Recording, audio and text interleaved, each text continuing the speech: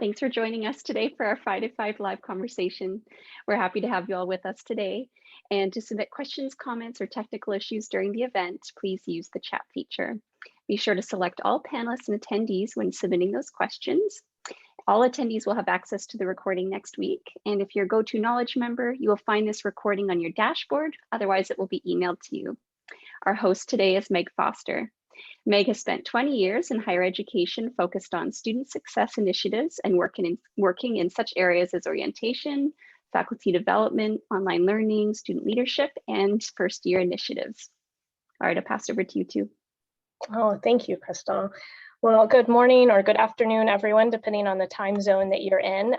We are so fortunate to have with us today Naomi Sigg from Case Western Reserve University. Naomi has such an amazing and extensive biography and has done such incredible work. So I apologize if it's like a really small font. Naomi, I wanted to fit in so much good stuff that you've done. No problem. And at Case Western, Naomi serves as Director of Multicultural Affairs. And you've done such really fascinating and important work there. I mean, you've with your team, you've developed this Diversity 360 educational module, which over 10,000 students looked like faculty and staff have participated in. You're recognized really internationally as a speaker, and you've received important accolades because of your really critical work around supporting diversity and equity and inclusivity initiatives on campus. So we're thrilled to have you with us today. I mean, it is truly such an honor. And I know we've got many folks on the call. As I was telling Naomi before we joined, I had the opportunity to chat with someone from Chattanooga State University yesterday who was just thrilled. She's sort of Naomi groupie. So you know, she was so thrilled to get to log in today and listen to you. So I do want to remind folks, folks have asked about presentation materials. Crystal's been kind enough to chat that link in. Naomi provided us lots of resources, and I know there are additional ones out there. So those are linked in today's slides. I think it's the second to last slide. You'll find hyperlinks to various resources. As always, we love to hear from you. So if you want to share where you're from, if you have questions, feel free to chat those in. Just make sure it says all panelists and attendees so that we can all read that. So, and as always, in our Friday 5 Live, we have some questions, but we do, love to hear from our audience as far as things that I wasn't perhaps smart enough to think to ask Naomi. So Naomi, welcome and thank you. We had the chance to talk, I guess, last month or so on the phone and kind of make an initial connection. And you were so gracious in offering to kind of share some of your own personal experience, as an opportunity to kind of frame the conversation that we're going to have today. So I really am excited to learn and hear from you. Thank you so much. Really appreciate everyone being on this presentation today. And I hope that it can be a little bit more of an informal dialogue, which is a little different than my presentations in the past, a lot of PowerPoint slides and things. So I just wanted to share a little bit about myself, my journey, my experience. I think that will help in understanding maybe some similar lived experiences of other APITA, Asian Pacific Islander, DESI, and Asian American folks here in the United States. So a little bit about me. I came here from the Philippines when I was just shy of being 2 years old. And I came with my mom only because my dad still had to file paperwork and do the things that needed to happen for him to be able to come here to the United States. And it actually took a few years before he was able to join us. And my family, my mom is one of 10 kids in her family, and they were beneficiaries of the Immigration Act of 1965, which really opened the door for a lot of folks to be able to come to the United States from Asian countries, which before that had been very difficult. And because of the Chinese Exclusion Act, really there weren't very many ways for a lot of Asian communities to come and immigrate to the US. So after that, my family came here. And so my family always told me, my parents always told me that they made that decision not lightly because, in the Philippines, my mom was going to school. She wanted to be a surgeon, but, after having me, she really wanted to make sure that I had an education and had good opportunities, and that coming to the United States would be sort of that door of opportunity that would give me a pathway to an excellent education, which would make my future brighter, right? Which is what you hear from a lot of different immigrant communities. So we moved to a small town in Northeast Ohio. And if you know a little bit about where the Asian population is in the United States, the Midwest has the smallest population of the Asian community. The West has almost 60% of our Asian communities are in the West of the in the Western part of the United States. And so here we were in a small town where many of my cousins and my uncles and aunts, my mom, my grandmother moved here. And of course, it was a predominantly white community, and they didn't really know what to do with this family. I remember seeing a news clipping when I was younger of all of my family having a picture taken at the church that we were going to, and it kind of read something, and I don't exactly know what the title was or the headline was, but kind of like, Asian family comes to blank town, right? So we were one of the few communities of color. And I think we were one of the first Asian families to really be a big part of the community where I grew up. And I say this to say that, my upbringing, as much as, I think was wonderful that we were here, it was definitely difficult in many ways as well, being one of the few folks of color, very few Asian folks in the town. And so things would be happening when my dad got here, and he started a job, and my mom worked as well, and they would work second and third shift so they could take me to school and things like that. But I started to notice, at least, things like our, plants were pulled out of our yard and thrown into the street, or our mailbox. I remember clearly when our mailbox was bashed in, and we had to get one of those rubber kind of, those plastic ones that you could put in your driveway, and it wouldn't kind of get knocked down or anything. And I noticed that the people this was happening to was my family, and then my other families, because we all lived in the same housing development. I also remember getting phone calls where people were harassing my parents and talking about being immigration and that we were going to be deported. And so these things started sticking in my mind of, why was this happening? Why was our family being targeted in this way? And then I got older, and finally, the thing that happens a lot, there's a couple of things that I think in a lot of Asian American children's minds that stick. So the first time I brought my own food to school, and I took it to the microwave and then came and sat down, and people kind of laughed about what it was and how smelly it was. That was, definitely something that stuck in my mind. And actually there's a whole series called like the lunchbox moment for Asian Americans, talking about when people have made fun of their food. And then the second moment that really sticks out in my mind was in middle school, when finally somebody slammed my locker and called me a chink. And I was crying. I came home, I told my mom, the guidance counselor had to talk to my parents. And what my parents said was probably typical of what other Asian families, immigrant families might have said to their children, which is, don't worry about it, ignore it. Just don't let it bother you. Just do better in school. Go to better school, go to college. That's just ignore all those things. So there was a lot of talking about stuffing all of those feelings down. And so it was difficult. And I think that kind of leads me to, the reason why I'm sharing this too, is because, it is also Mental Health Awareness Month. And I think for a lot of the Asian American communities, these were the messages that then have kind of followed us into our college years. So as we think about, expectations to do well, that model minority myth, sort of the trauma that we might have endured but haven't really talked about a lot, maybe being isolated and not being around a lot of people who are like us, except for people who are family. Those things could follow students to their time in a university. And actually, if you are able to look up Kim and then Kadama's, they're two different Asian American identity development models. There's, moments where you have to sort of make a choice. Are you going to sort of cling to your Asian identity, or are you going to sort of eschew that and really kind of try to assimilate into more white culture? And so I think that's what I did when I went to college. I tried to sort of be like everyone else. I internalized all of those things, the oppression that was, sort of taught to me by communities, teachers, social media, all of that, whether it was about beauty standards or other things.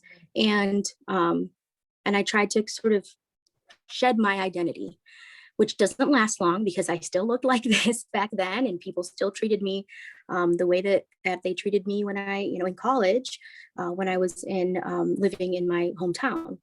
And so I really did start to develop a better sense of my identity toward the end of my senior year, and then in graduate school when we started looking at identity development. And I also got a chance to meet a lot of different people who were doing work around the Asian communities, and MASU was one of those, which is the Midwest Asian American Students Union. So I really, I think, was able to get a better sense of my own identity through others and student organizations and through external organizations.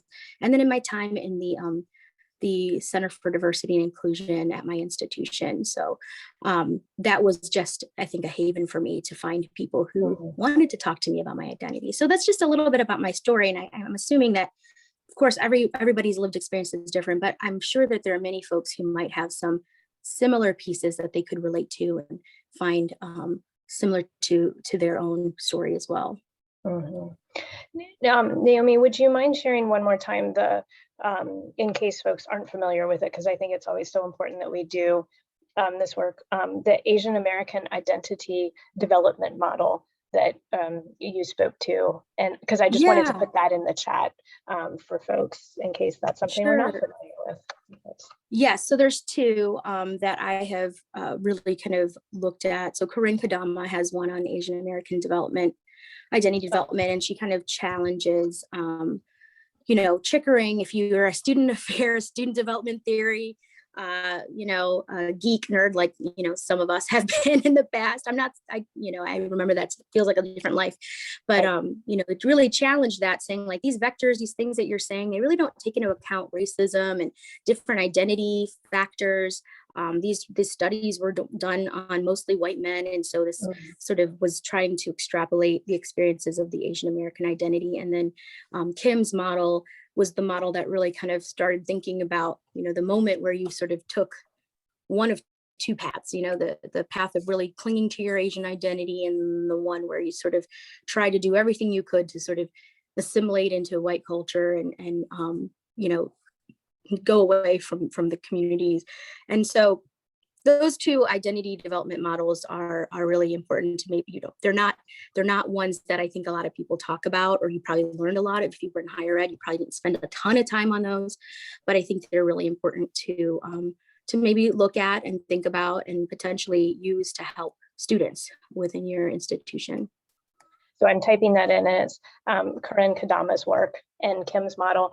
And Naomi, we have this amazing connection because Corey and I were in graduate school together, and Corey Kadama and I love her, and we send Christmas wow. to one another. Cool. And her work is she's been an amazingly important teacher in my life. So having her, cool. I'm gonna text her when we're done and be like, oh my gosh, guess what? Gave you a shout out. So, well, and I think that speaks so kind of a beautiful segue into this, next question about this idea of the model minority myth, and how it's so important that all of us understand how incredibly harmful this stereotype is. And that was something that, you had mentioned very eloquently when we had spoken earlier. So would love your thoughts on that. So I know it's a visual thing, but you probably, I don't know if anybody remembers this Time magazine cover it just said Asian American Whiz Kids, and it had a picture of all these Asian American kids. I think there was a computer or something in the background. I can't remember exactly, but yeah, there was. So, a computer and a bunch of what looked like East Asian students, and this idea that I think the model minority myth kind of conveys this idea that the Asian community, Pacific Islander community, South Asian community, they're all affluent, academically successful, socioeconomically successful, that they're, good workers, they don't complain, they don't really have a lot of issues around racism. You know, they worked hard as immigrants to do well. They did the whole pull yourself up from your bootstraps thing, that the women are submissive, like all of these sort of things that somebody, not, I don't think I think it's probably our dominant identities who think that these are all good things, right? And I think the model minority is extremely harmful to the Asian community because it does a few things. One, it erases the individuality and oversimplifies the complex identities that fall within those that larger community. It sort of just creates this, you know, conglomerate of everybody is the same, where that couldn't be more more you know, different than the truth. You know, the Asian community is extremely diverse, and I'll tell you just if some of you don't know this, the Philippines was actually colonized by Spain for over 300 years, longer than Spain colonized Mexico. And Filipino culture, there are a lot of different Spanish sort of influences in there, not just the food, but our language, Tagalog, one of the main languages, Tagalog, actually has Spanish words in it. And so for Filipinos, it can be really difficult to think about, you know, their culture being just like one thing, one Asian culture, because there's so many different pieces to it. And that same thing for many of the other Southeast Asian communities that were colonized by places like France. So like Vietnam. And so it's important that we think about this. There's just a rich history there. We don't share a common language, you know, different staples and foods because of how diverse the climates and the lands are that people are living in. They're very different.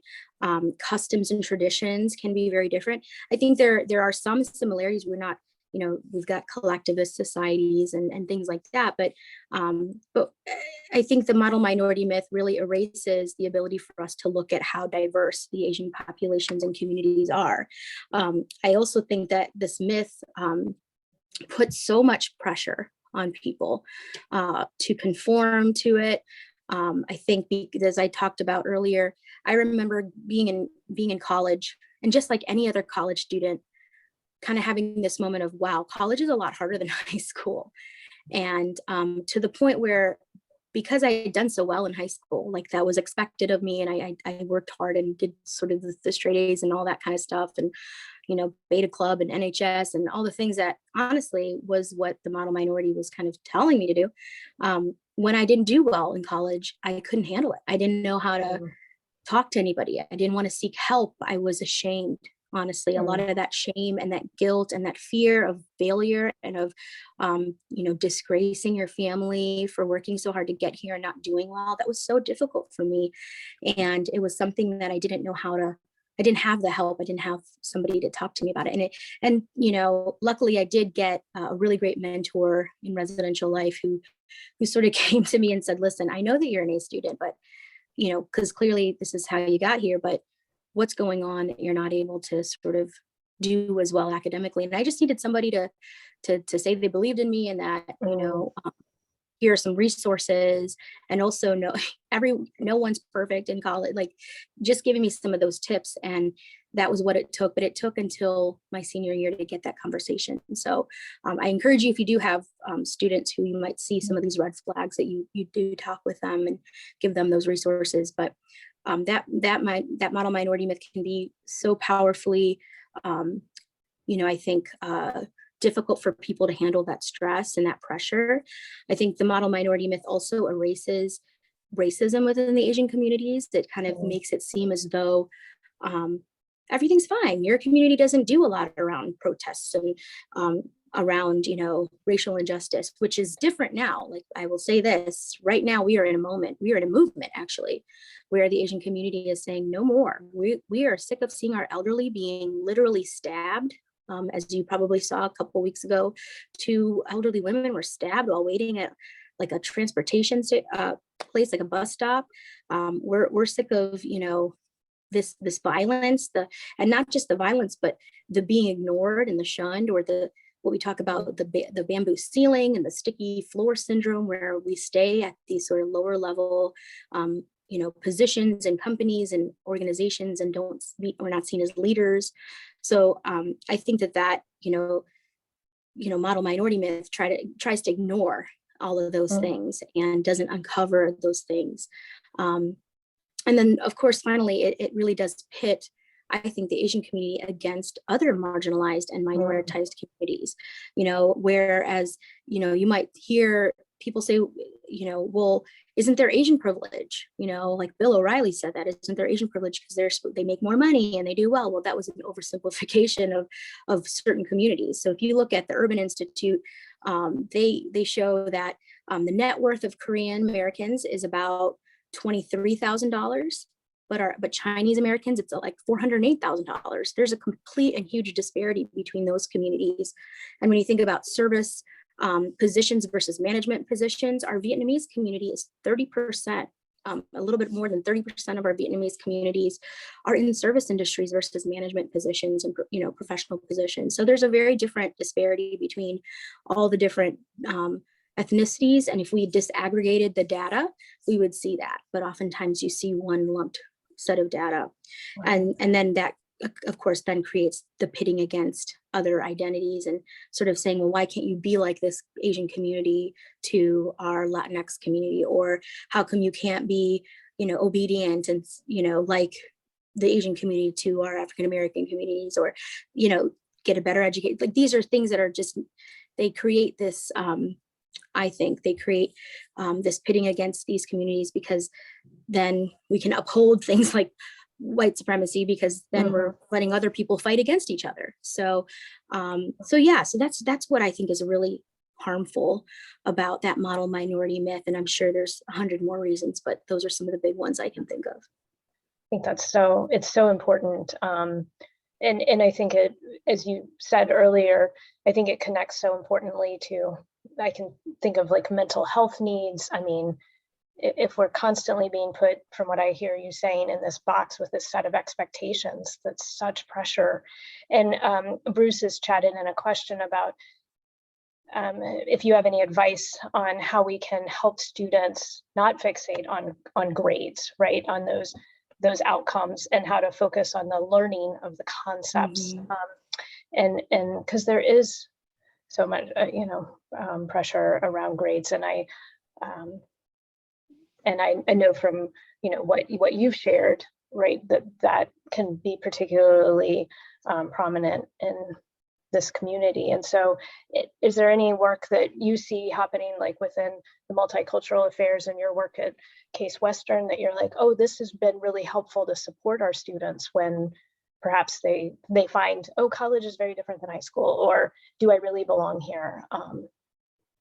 Yeah, absolutely. I think so. Things that are coming to my mind are, these are systemic things. So like, we're starting to now say things like, your SATs and ACTs aren't the end all be all of why we would admit you to a college or a university. See, those things are a good start, because then you're not focused on, just trying to get the best score on a test, which I think we've been doing for decades and decades. I think, for me, as I think about even just now, I have a 9-year-old, an 11-year-old, and a 6-month-old, but trying to celebrate those non-grade, non-sort of academic accomplishments that they've had. So for my daughter, of course, balancing, of course, when they do well, you want to celebrate that, but balancing other things. So my daughter, she got an honorable mention for a drawing painting that she did for this PTA thing. And I feel like I praised her more for that, because what was behind the intent of her drawing was this idea that friendship across different identities was important to the success of our society, which is very wise for a child. But, Right. Trying to sort of, I think even with our college students, trying to praise and recognize the other pieces of who they are that they bring to the table that are valuable, versus only talking about your worth is what number you get on this test, or your worth is what grade you get on that next paper.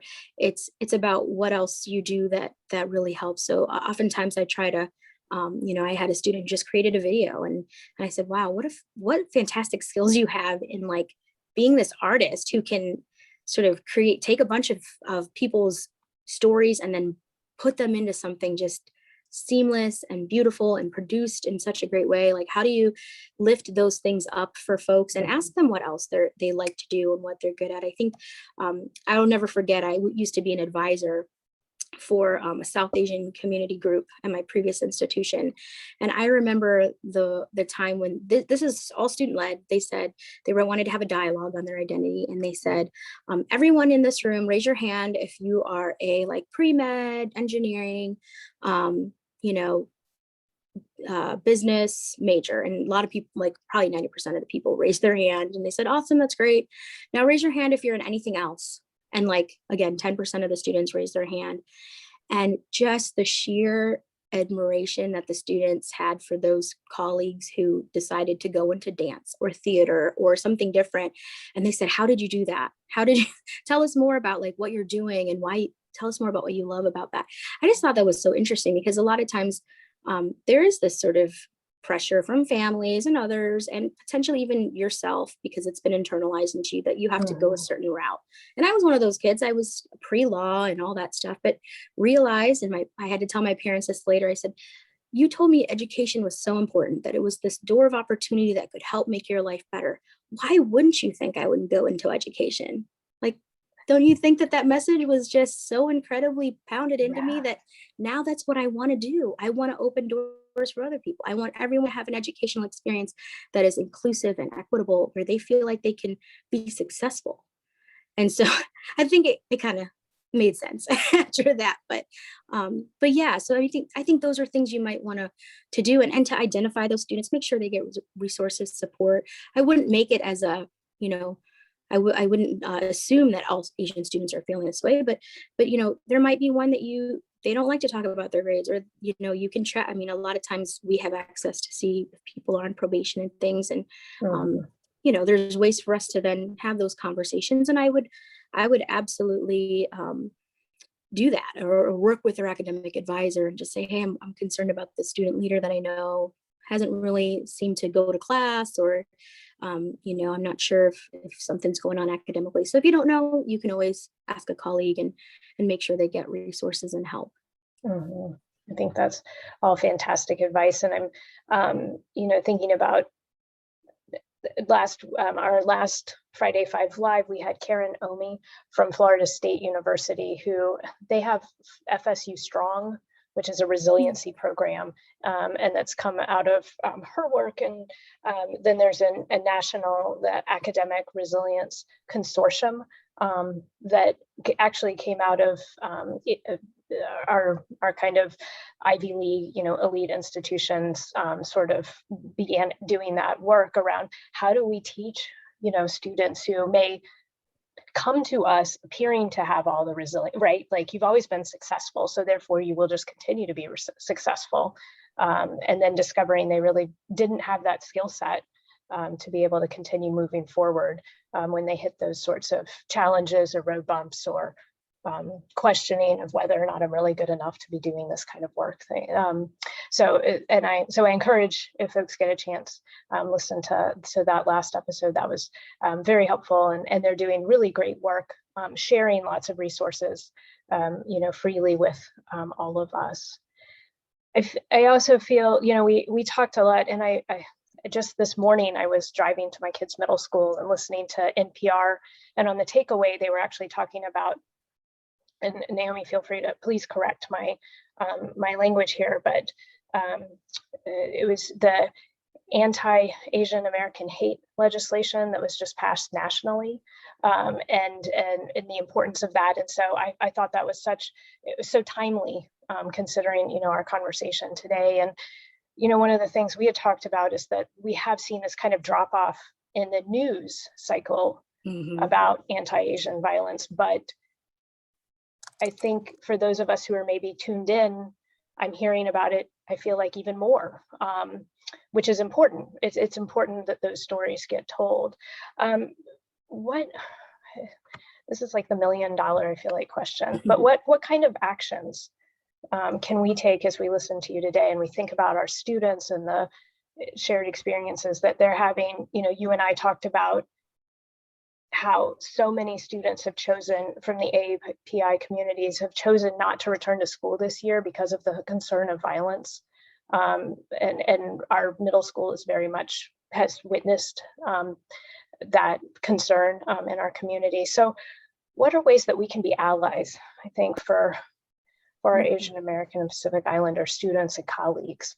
And you gave us some wonderful words that I'm going to flip to my next slide, just that these are some resources that you had shared. And so that's been sent out to everyone too.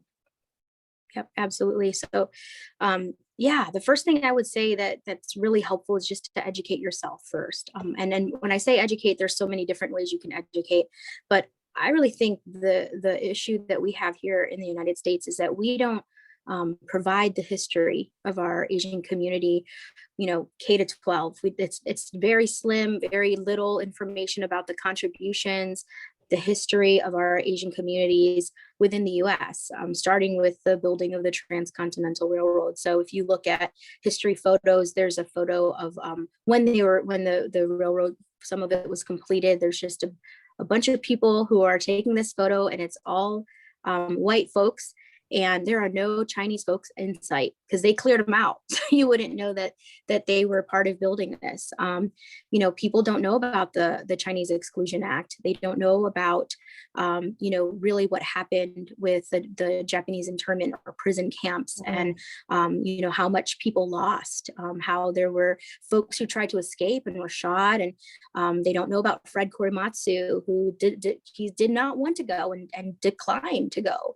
And then, had his case go all the way up to the Supreme Court, and where he lost, but he became this really well-known civil rights activist. And there's even a Fred Korematsu Day. You'll have to look that up, in his honor. And, people don't know about the Filipinos, who actually are documented as the first Asian folks to come to the United States as early as in, I believe, the 1600s, maybe.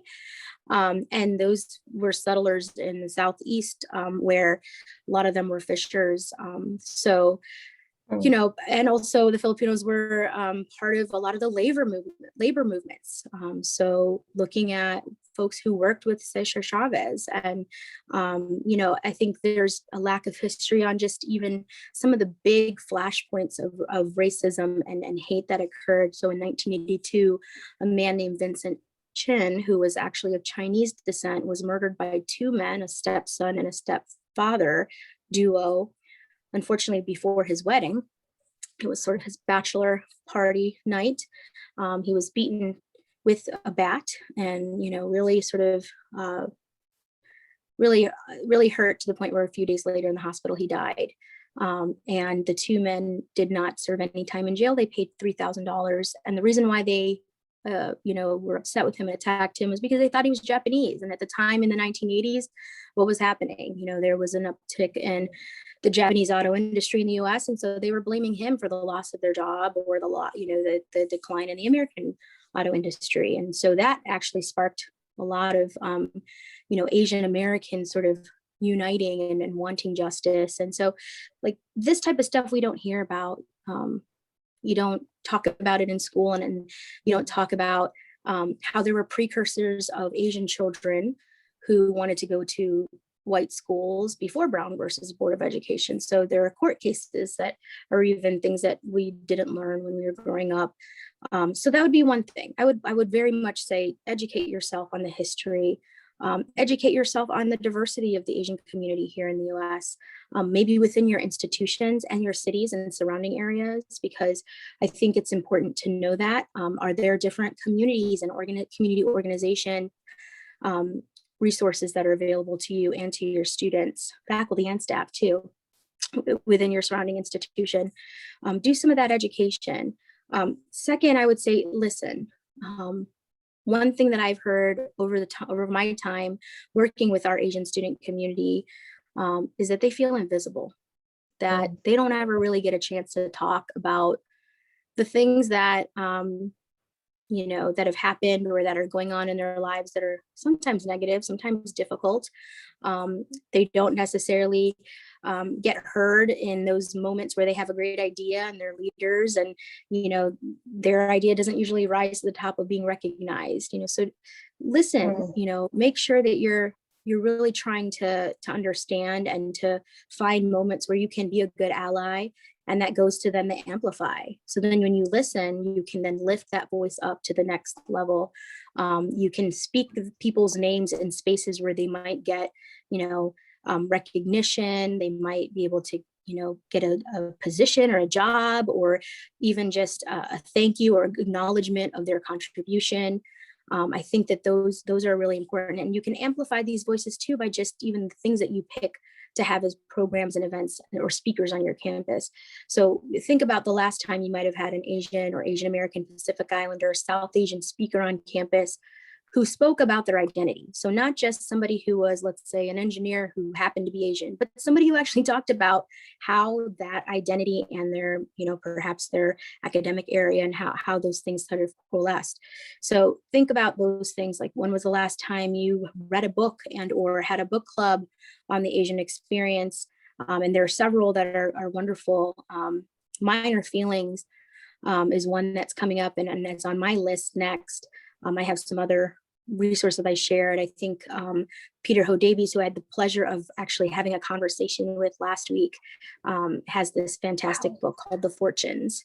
And he is an Anisfield Wolf Book Award winner. And these book awards are given to books that tackle racism and diversity. So I really think that book would be fantastic for you to look at, because it does go through history. So it follows 4 different people, and Vincent Chin's story is one of those stories. And so I would highly recommend that.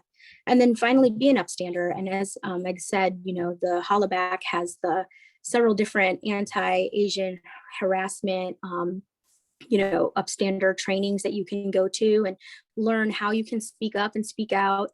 And it doesn't even mean that it might not be like in the middle of something where there's a violent situation happening, but even when somebody makes a joke, like what can you say or do when somebody says something that they think is funny, but is at the expense of our Asian community?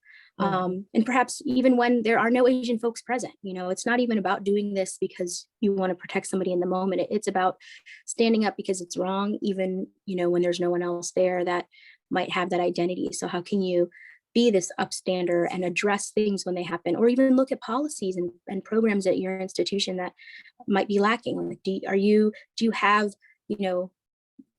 diverse programs, but for some reason you don't celebrate the Asian American Pacific Islander Heritage Month, but you celebrate all other heritage months, things like that. So I think those would be ways to be upstanders in a variety of points of interest.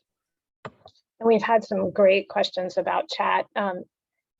Naomi Reed has said he would be really interested, or she would be interested in a book group if you're running one, but that you had recommended several books. So in our slides, we've got a link out to Peter Ho Davies, and that's there for folks. And can you say again the most recent title, because he's written many amazing things, but so Peter actually, he does have a new book out, and he wrote the Welsh Girl as well, but other folks who I think would be really great, Kathy Park Hong wrote Minor Feelings, an Asian American Reckoning, and I think that would be an excellent book to read and to understand sort of what that experience, what the feelings, and sort of, as I read some of the reviews of it, I'm like, wow, I bet you I'm gonna really relate to a lot of what is said in this book. Frank Wu wrote Yellow, which is an excellent book about history and really looking beyond sort of this black-white binary of race. And so I'm reading that now, and there's so many different books. If you want, one of our first year experience books at my past institution was When the Emperor Was Divine, which gave sort of a more in-depth look at a Japanese internment and what families experienced, what they lost. I think a lot of times people don't realize that the majority of people who were interned in these camps were citizens of the United States, and imagine, and as you think about this legacy, that the Japanese American Citizens League, they were the first to really stand in solidarity with our South Asian and our Muslim communities after 9/11 to say, do not do to them what you did to our community. And I think that those moments of solidarity and fighting against, this potential injustice again. Those things are really powerful. So there's tons of other books right now. There, you could look up Penguin and the different publishers. They have Asian American Pacific Islander books right now, like on they have lists right now that you can see that are really powerful to look at as far as what's going on. I mean, I think one of the book club of the month books, I think, is like Adobo and Arsenic, and it is about it's a kind of like a mystery, but the characters are Filipino, and I have that, and I'm looking forward to reading that as like my sort of just fun book, but has Asian characters. And I think that if you have families and you have people that are young that are important to you in your life, so they may not be your own children or whatnot, please expose them to characters and books with people who are from all different identities, the Asian communities, the South Asian communities, our Latinx community, our Middle Eastern communities, our African American and Black communities, Native communities and Indigenous communities. Like, make sure those are part of how you're sharing, so that one single story, that one dominant, sort of thought out there isn't the only thing that they hear. That's so, it's amazing how books can be, even a historical fiction, right, can open us up to so many. That was how I learned about the Japanese internment camps as an elementary school student, was checking a book out of the library that was a fictional history. Zara has shared with us Warrior Lessons by Phoebe Ng, and we've got several other resources up here as well. And we are working through the PBS documentary Asian Americans, and that has been eye-opening to our family. And I think it's freely available this month to stream. So we've linked to that as well. Solana had a really great question, and you had mentioned this. AAPI Heritage Month is in May, when many of us are closing out, where it's that month where graduation is really the big focus. So what can we do at our institutions to make sure that we're celebrating and honoring that month? And we only have a few minutes, so I apologize, but would love your feedback on that, Naomi. Sure, absolutely. So I would say plan early, and don't let being in May be an obstacle, because one thing that people always forget is you have students, but then you have faculty and staff and other folks who are on your campus all the time. They don't leave. And so these are opportunities to do programs for them as well. And in this, hopefully soon post-pandemic world, we've learned that we actually can do a lot of things virtually.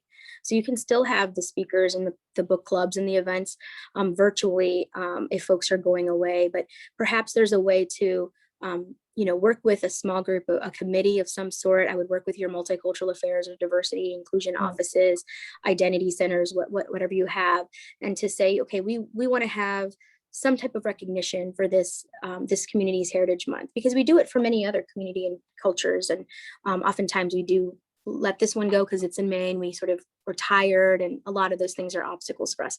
So plan early, set a goal of how many programs you want to have, be okay with virtual events, and then plan for events available to faculty and staff. If you have a faculty staff group, we have an Asian Faculty Association, maybe they have a general body meeting, it's open to everybody. Maybe, there are ways to incorporate employees into this as well. You can even do movie clubs. There's several different films. You can go on Hulu, Netflix. There's typically a list of different films there that you can watch, and you can have a conversation afterwards. So there's tons of things to do. We have a poet coming tomorrow. We had Peter Ho Davies. We had Dr. Mamka Akapati from University of Pennsylvania come and talk to us about PETA history. We've had some panels with students. We have an alumni panel as well coming up. We've done the holla back thing. Like, there's always something. And then your community. Don't forget your surrounding community. There may be Asian festival. We have a Cleveland Asian Festival in May every year. Link to those types of things. Put some money into those communities if you can. They've lost a lot this past year and a half. A lot of our Asian restaurants and stores have closed because they've been not only hit by the COVID pandemic, but the racial injustice pandemic, where people have shied away because they thought they could catch, for some reason, COVID more if they were around Asian folks in restaurants. All important ideas. And we've had a chat in that their institution, they host during April, they celebrate so that they can make sure that they honor. So certainly, I think we can always think flexibly too about dates. And I love your reminder about how important it is that we reach out to our communities. And you had said that, I can't remember the percentage that you shared with me, Naomi, of Asian-owned restaurants that had Yeah, I think it was April closed. 2020. 50% of our Chinese restaurants, I think, had closed. I mean, in the United States, that's ridiculous. Like, that's a huge number, and that was, I think, from restaurants. One of the sort of restaurant magazines that I was looking at, I couldn't believe that. I thought, wow. But then it made a lot of sense to me because people were not patronizing. And actually, here in Cleveland, we have a dumpling place that had been getting threatening phone calls so much so that one of our council members said, we're going to cash mob this place because we don't want them to, go away. They're a staple within our Asia Town community. And so they had some days where they like really encouraged people to go and buy from them so that we could keep them afloat. So those are, I'm sure there's stuff like that across the country. So check those things out, see that if there's ways you can connect your institution to them. That way you don't have to necessarily program, but you can work with the community to support what they're doing. Awesome. Well, Naomi, we are at 12:45 according to my clock here, and we have some wonderful additions from our audience. Denise has shared that they're supporting grads and hosting a virtual the APIDA graduation celebration. So I love that that's another way that we can honor and celebrate our students. So thank you. What an incredible list of resources. And I'm just so grateful, Naomi, for your time, for everything you've shared with us, for sharing some of your story with us. This has just been an incredible teaching opportunity. Alexa has asked if the recording will be emailed. Yes. So we bundle all of this up. And by Monday, if you're on our call today, you will get a recording of that. Also, just as a reminder, this is a podcast. So we will bundle that up as well, and it'll be available on all podcasting platforms on Monday. And Naomi will get you that information as well if you want to share it with anyone in your communities. But just so incredibly grateful for Naomi and the gift of her time today and teaching. Naomi, we wish you all the best as you guys wrap up a very extended graduation season this year at Case Western Reserve. Thank you. Thank you all. We appreciate you being here. Thank you so much. Thank you, everyone. So next, June the 4th, we will gather back together to focus on staff mental health and well-being as we hopefully take a deep breath as Naomi gets a chance to read for pleasure and take a deep breath after this very intense academic year that we've had. So thank you all so much for your time today. Naomi, thank you again. And please take care, everyone. Have some time to rest and renew this weekend.